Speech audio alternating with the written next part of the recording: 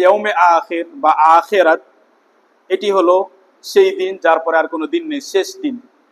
এই দিন হলো কেয়ামতের দিন। কেয়ামতের দিন কেন বলা হয়? কারণ কেয়ামাহ মানে হলো উঠে দাঁড়ানো। কারণ সেদিন যখন শুরু হবে তখন সবাইকে কবর থেকে উঠতে হবে। ফাইদা হুম কিয়ামুন ইয়ানজুরুন, দ্বিতীয়বার যখন ফু দেওয়া হবে তখন সবাই কবর থেকে উঠে দাঁড়াবে, আবার এদিক ওদিক তাকাবে। তাহলে এই উঠে দাঁড়ানোর কারণে তার নাম ইয়াউমুল কিয়ামা। সেদিন সমস্ত মানুষকে হিসাবের জন্য, বিনিময় বদলার জন্য আল্লাহ রাব্বুল আলামিন আবার নতুন জীবন দান করবেন। এই কথা আমাদের ব্রেনে সব সময় থাকতে হবে। সব সময় আপনি যে কোনো কাজ করেন না কেন, এই কথা থেকে যদি গাফিল হই যে আমাকে আবার নতুন জীবন নিয়ে আল্লাহ তাআলার সামনে দাঁড়াতে হবে, তাহলেই ভুল হবে, তাহলে গোনাহ হবে। তাহলে এই বিশ্বাস সব সময় রাখতে হবে।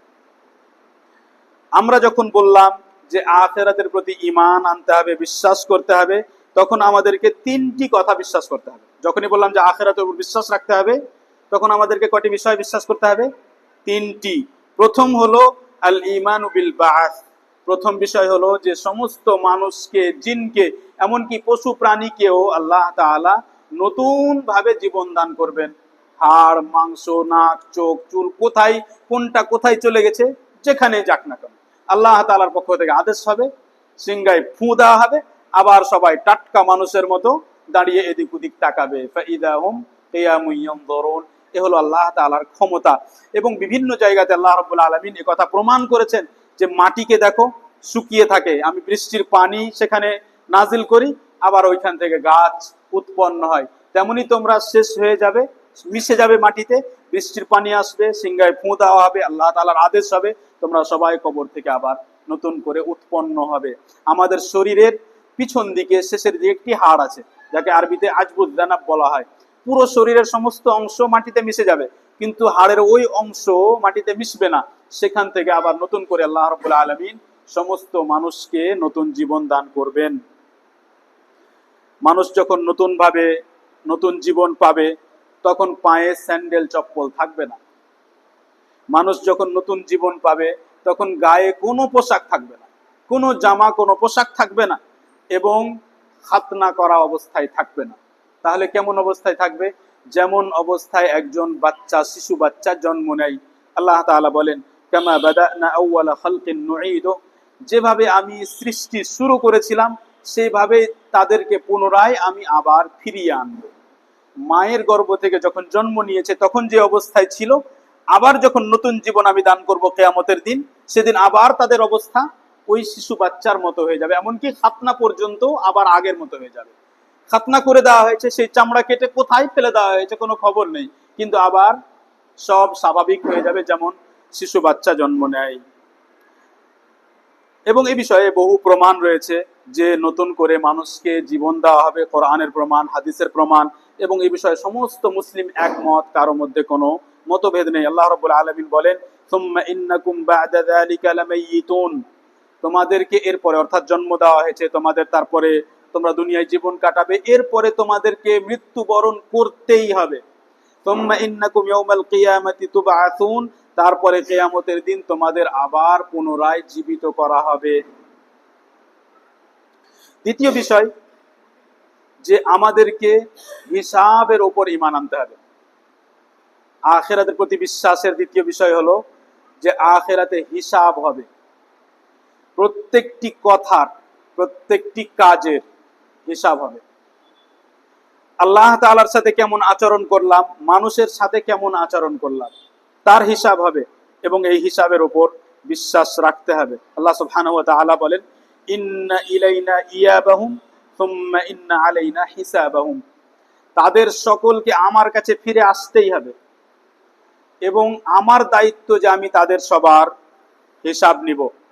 আরো বলেন, মান জাআ বিল হাসানাতি ফালাহু আশরু আমসালিহা, যে নেকির কাজ করবে তাকে 10 গুণ নেকি দেওয়া হবে, বিনিময় দেওয়া হবে যখন, তখন সেই নেকিকে 10 গুণ করে দেওয়া হবে। ওয়া মান জাআ বিস সাইয়্যাতি ফালা ইউজজা ইল্লা মিসলাহা ওয়া হুম লা ইউযলামুন, আর যে একটা গুনাহ করবে তার উপর অন্যায় করা হবে না, সেই একটা গুনাহকে বাড়িয়ে দ্বিতীয় গুনাহ করা হবে না, দুটো তিনটা গুনাহ করা হবে না। আল্লাহ তাআলার শুধু যদি এই দয়ার কথাটি আমরা ভাবতাম, তাহলে গুনাহ করার আগে 1000 বার ভাবতাম। যে যিনি আমাদের নেকি, একটি নেকিকে 10 নেকি করেন, আবার হাদিস অনুযায়ী আরো বেশি নেকিতে পরিণত করেন। আর গোনাহ যখন করি নেকিকে বাড়াতে থাকেন, কিন্তু যখন গোনাহ করি তখন একটা নেকিকে কোনো সময় আল্লাহ তাআলা দুটো নেকি করেন না, দুটো গোনাহ করেন না। তাহলে আল্লাহ তাআলার বিরোধিতা করি কিভাবে, তার সাথে খারাপ আচরণ করি কিভাবে? এবং শুধু তাই নয়, রাসূল সাল্লাল্লাহু আলাইহি ওয়াসাল্লাম বলেন, মান হাম্মা বিহাসানাতিন ফাআমিলাহা কাতাবাহা আল্লাহু ইনদাহু 10 হাসানাত। যে ব্যক্তি কোনো নেকির ইচ্ছা করলো, এবং অন্য হাদিসের শব্দে ইচ্ছা করলে আল্লাহ তাআলা নেকি লিখে দেন। এখন আমল করতে পারেনি, শুধু ইচ্ছে করেছে যে নেকির কাজটি করব, তারপরে হয়তো কোনো কারণে করতে পারেনি, কোনো ওজর চলে এসেছে, তবুও নেকি লেখা হয়ে যাবে। আর গোনাহ ইচ্ছে করেছে কিন্তু লেখা হবে না যতক্ষণ না কারোর সাথে কথা বলবে যে আমি এই গোনাহটা করব, কিংবা একবারে দৃঢ় সংকল্প যে না করবই মনের মধ্যে ভেবে নিয়েছে, তারপরে কোনো বাধার কারণে করতে পারেনি, তখন লেখা হবে তবুও একটাই। আর নেকিতে দেখেন শুধু ইচ্ছে করেছেন, নেকি লেখা হয়ে গেছে। ভিতরের সালাত 1 রাকাত এখন না পড়ে আপনি ভাবলেন যে আমি একটু পরে গিয়ে বাড়িতে পড়বো, দিয়ে ঘুমিয়ে গেছেন। ভাবলেন ভোর রাত্রে উঠে পড়বো, দিয়ে ঘুমিয়ে গেছেন, উঠতে পারেননি, নেকি লেখা হয়ে গেছে। তাহলে এর চাইতে ভালো আপনি কাকে পাবেন যার সাথে আপনি ভালো আচরণ করবেন? ভালো আচরণ আসলে কার সাথে করবো আমরা? যে সব থেকে ভালো, তো আল্লাহ তাআলার চাইতে ভালো কেউ হতে পারে না। আল্লাহ রাব্বুল আলামিন 10 নেকি করেন, 10 নেকিকে 700 নেকিতে পরিণত করেন, ইলা আযআফিন কাসীরা। আর 700 নেকিতে অনেক সময় বান্দার আমল হিসাবে, তার নিয়ত হিসাবে, আল্লাহ তাআলার ইচ্ছে হিসাবে আল্লাহ রাব্বুল আলামিন অগণন গুণে পরিণত করেন। 700 থেকে কত গুণে পরিণত হবে আর বলেননি, অগণন। وأن من هم بسيئة فعملها كتبها الله سيئة واحدة। কিন্তু কেউ যদি একটা গুনাহ করে তাহলে আল্লাহ রাব্বুল আলামিন একটা গুনাহই লেখেন। তৃতীয় বিষয়, আরো হয়তো বিস্তারিত বলার প্রয়োজন ছিল কিন্তু সংক্ষিপ্ত করছি, যে আখিরাতের প্রতি বিশ্বাসের মানে নতুন জীবন, আখিরাতের প্রতি বিশ্বাসের মানে হিসাব, আর আখিরাতের প্রতি বিশ্বাস মানে জান্নাত জাহান্নাম। আপনি যদি সব কথা ভুলে যান, কিছুই মনে না থাকে, শুধু এই দুটা শব্দ মনে রাখেন, জান্নাত জাহান্নাম। জান্নাত মানে এখানে কষ্ট দুঃখ এর কোনো কল্পনা নেই, আর জাহান্নাম মানে এখানে সুখ আর শান্তির কোনো কল্পনা নেই। জান্নাত মানে আপনি সারা জীবন আনন্দ করেছেন, সারা জীবন আপনি বিপদে জীবন কাটিয়েছেন, জান্নাতে ঢুকতে মাত্রই ভুলে যাবেন। বিষয়টি বুঝেন, ভুলে যাবেন আপনি। মানে এমন নয় যে আপনি ইচ্ছে করে ভুলেছেন যে না আমি মনে আছে আমার যে সব বিপদ হয়েছে, কিন্তু আনন্দ পেয়ে এখন আর মনে নেই, না, আসলেই ভুলে যাবেন।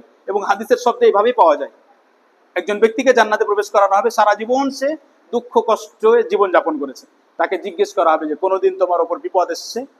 সে বলবে আমি জানি না বিপদ কি জিনিস, ভুলে গেছে বিপদ। আর এর উল্টো আপনি সারা জীবন আনন্দ করেছেন, জাহান্নামে শুধু নিক্ষেপ করা হবে, সাথে সাথে নিমিষে মুহূর্তের মধ্যে সব আনন্দ শেষ। এবার বলুন যে যদি আমার ব্রেনে জান্নাত আর জাহান্নাম এটা সব সময় থাকে, তাহলে কি আমি গুনাহের দিকে যাওয়ার চেষ্টা করব নাকি নেকির দিয়ে যাওয়ার চেষ্টা করব? সব সময় আমার চেষ্টা হবে নেকির দিকে যাওয়ার। এবং এটি হলো আমাদের চিরস্থায়ী ঠিকানা, এটা আর চেঞ্জ হবে না। যারা কবিরা গুনাহের কারণে জাহান্নামে যাবে, শেষে জান্নাতে যাবে, তাদের বিষয়টি আলাদা।